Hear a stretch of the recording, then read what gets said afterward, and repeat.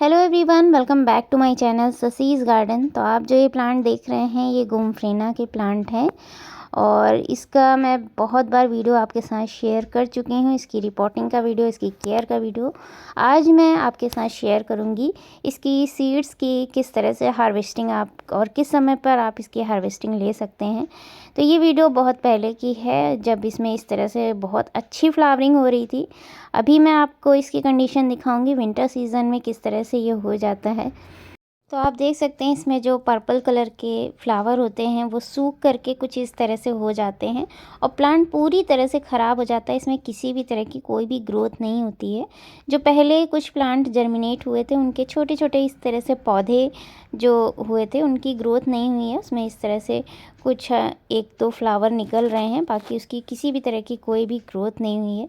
और ये फ्लावर आप देख सकते हैं पूरी तरह से प्लांट पर सूख चुके हैं और इन्हीं फ्लावर को आप हार्वेस्ट करके फिर से इनके प्लांट तैयार कर सकते हैं।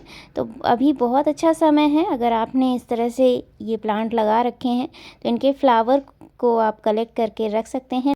ये प्लांट समर सीज़न में बहुत अच्छी फ्लावरिंग करता है। आप फरवरी लास्ट तक इसके सीड्स को लगा सकते हैं और अक्टूबर नवंबर मंथ तक आपको बहुत अच्छी इसमें फ्लावरिंग देखने को मिलेगी। इससे बहुत सारे फ्लावर आपको हार्वेस्ट करने को मिलेंगे।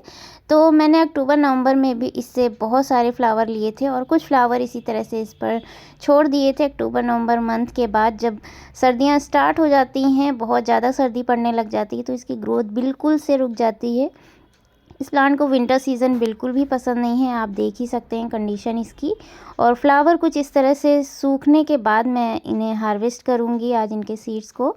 तो किसी भी प्लांट से, किसी भी फ्लावर प्लांट से अगर हमें सीड्स कलेक्ट करने हो तो उसके फ्लावर को हमें प्लांट पर ही सूखने देना चाहिए, ताकि जो फ्लावर है अच्छे से खिलने के बाद मैच्योर हो। और मैच्योर होने के बाद हमें या तो प्लांट पर ही फ्लावर को सूखने देना चाहिए या फिर मैच्योर हुए फ्लावर को आप सुखा सकते हैं। धूप में अच्छे से सुखाने के बाद आप इसे कलेक्ट करके रख सकते हैं। तो ऐसे सीड जब हम हार्वेस्ट करते हैं तो उनसे हमें बहुत अच्छा रिज़ल्ट मिलता है, बहुत हेल्दी प्लांट तैयार होते हैं। तो अभी आप देख सकते हैं मैंने 2-3 कंटेनर में ही लगाए थे इन प्लांट को और इस तरह से पूरी तरह से ये सूख चुके हैं। तो आज मैं इन तीनों ही कंटेनर को खाली करूँगी और इनके सारे जो हैं फ्लावर कलेक्ट करके, इनके सीड्स को कलेक्ट करके रखूँगी। तो अभी कुछ दिनों पहले ही मैंने इनके कुछ फ्लावर ऐसे ही तोड़ के मिट्टी में डाल दिए थे और उनके कुछ प्लांट्स निकले भी हैं, छोटे छोटे, बहुत छोटे छोटे से प्लांट हैं। और कई दिनों से मैं देख रही हूँ उन प्लांट में किसी भी तरह की ग्रोथ नहीं हो रही है। तो यहाँ आप देख सकते हैं इस तरह से कुछ एक दो ही प्लांट जर्मिनेट हुए हैं, सीड्स जो हैं जर्मिनेट हुए हैं और बाकी जो है सारे सीड्स इसी तरह से पड़े हुए हैं। तो इस तरह से इनमें किसी भी तरह की कोई भी ग्रोथ नहीं हो रही। तो अभी आप इनके सीड्स को जर्मिनेट ना करें। जब धूप बहुत अच्छे से निकलने लग जाए, फरवरी लास्ट तक आप इसे लगा सकते हैं। फरवरी लास्ट में अगर आप लगाते हैं तो आपको बहुत अच्छा रिज़ल्ट देखने को मिलेगा। तो मैं भी इनके सीड्स को कलेक्ट कर रही हूँ और फरवरी लास्ट तक ही इनके सीड्स को लगाऊंगी। अभी मैं बस तैयारी कर रही हूँ, इन सभी जो भी सूखे हुए प्लांट हैं सभी प्लांट को हटाना है, इनके सीड्स को कलेक्ट करना है और इसकी मिट्टी वगैरह को तैयार करके मैं अभी से रख लूँगी। और जैसे ही गर्मियाँ स्टार्ट होने लग जाएंगी या फरवरी लास्ट तक मैं इनके सीड्स को लगा लूँगी। इनके सीड्स बहुत ही जल्दी जर्मिनेट हो जाएंगी क्योंकि ये समर लविंग प्लांट है और जैसे ही धूप वगैरह बहुत अच्छी निकलने लग जाती है, बहुत ही जल्दी इनकी ग्रोथ भी बहुत तेज़ी से होती है। तो इस तरह से मैंने सारे ही फ्लावर इस बास्केट से निकाल लिए हैं और बास्केट में बहुत ज़्यादा प्लांट लगे हुए थे।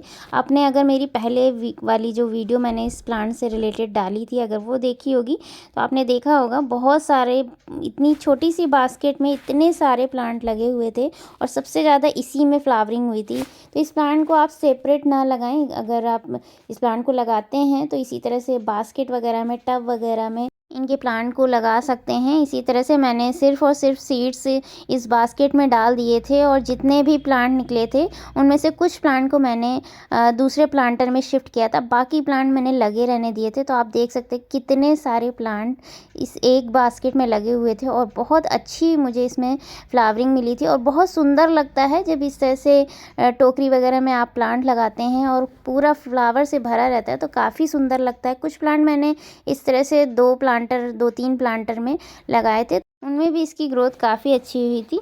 मोस्टली जो हम फ्लावर प्लांट लगाते हैं उनका जो टाइम पीरियड होता है बहुत ही कम समय का होता है। बहुत से फ्लावर 2 से 3 दिनों तक खिलते हैं, कुछ का 1 वीक होता है और कुछ तो अगले दिन ही मुरझा जाते हैं, जिन्हें हटाना भी हमें बहुत ही ज़रूरी होता है। लेकिन ऐसा इस प्लांट के साथ नहीं है। ये इस प्लांट की एक ख़ास बात यही है कि इसे आप अगर अपने गार्डन में लगाते हैं तो इसके फ्लावर को आपको बार बार हार्वेस्ट करने की ज़रूरत नहीं होती है, बार बार हटाने की ज़रूरत नहीं होती है। बस आप इसकी पिंचिंग वगैरह करते रहें, इस प्लांट की पिंचिंग वगैरह करते रहेंगे तो आपको बहुत सारी ब्रांचेस मिलेंगी और हर ब्रांच पे आपको फ्लावर देखने को मिलेगा। और इनके फ्लावर मुरझाते नहीं हैं प्लांट पर, सिर्फ़ और सिर्फ नीचे से कलर चेंज करना स्टार्ट कर देते हैं, कलर वाइट होना स्टार्ट हो जाता है और पूरे सीज़न, पूरे समर सीज़न ये पर्पल कलर के ही रहते हैं। जब काफ़ी दिनों तक प्लांट पर लगे रहते हैं तो नीचे से ये वाइट कलर के होना स्टार्ट हो जाते हैं। तो ये एक्सपीरियंस मैंने अपने इस प्लांट के साथ किया है, वही मैं आपके साथ शेयर कर रही हूँ। तो ये जो फ्लावर आप देख रहे हैं, इनका कुछ का साइज़ आप देखेंगे कि इस तरह से ये लंबे दिखाई दे रहे हैं। तो ऐसा बस इसीलिए है कि बहुत दिनों तक जब ये प्लांट पर इसी तरह से लगे रहते हैं तो ये कुछ इस तरह से मैच्योर हो जाते हैं और इन्हीं मैच्योर फ्लावर को ही आपको कलेक्ट करना है। इनके सीड्स को ही जब आप लगाएंगे तो आपको बहुत अच्छे प्लांट इनसे मिलेंगे। तो जैसे ही गर्मियाँ स्टार्ट होंगी मैं इनके सीड्स के जर्मिनेशन का वीडियो भी आपके साथ ज़रूर शेयर करूँगी। मैंने किस तरह से इन्हें लगाया था और किस तरह से इनकी देखभाल की, वो सारी चीज़ें मैं आपके साथ नेक्स्ट वीडियो में ज़रूर शेयर करूँगी। ये वीडियो अगर आपको पसंद आया हो तो प्लीज़ मुझे कमेंट करके ज़रूर बताइएगा। लाइक, शेयर एंड सब्सक्राइब करना बिल्कुल मत भूलिएगा। तो मिलते हैं फिर से इसी तरह के एक और नए वीडियो में एक नई अपडेट के साथ। Thank you so much for watching.